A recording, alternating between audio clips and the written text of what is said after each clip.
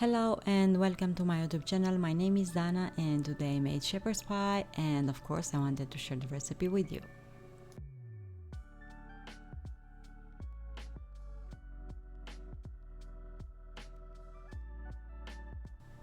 I'll need potatoes, about 800 grams of potatoes, 1 carrot, 1 onion, 1 egg, 50 grams of beef minced meat, 50 grams of butter, basil, a few cloves of garlic, salt and pepper, a few tomatoes if you want, nutmeg, Parmesan of course, and chilli and paprika.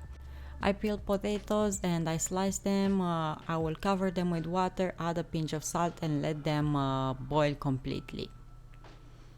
Make sure to wash them before you slice them up.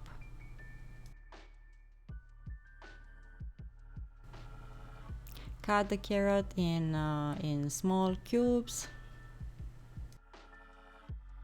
Chop onion and also garlic.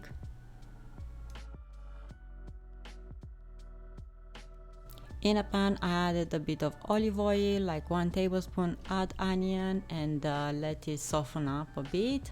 Add carrots and garlic.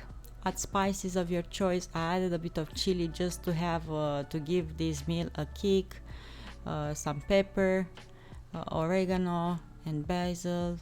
Add the meat and let it cook. I added some sweet paprika for color and for taste. You can add a few tomatoes if you like. It's up to your preference.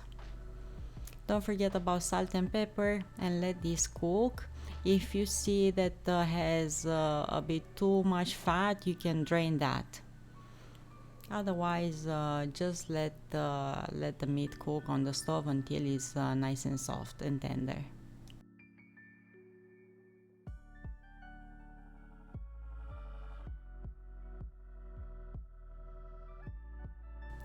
Drain the potatoes, add butter and smash them up. Make like a mash, but without the milk.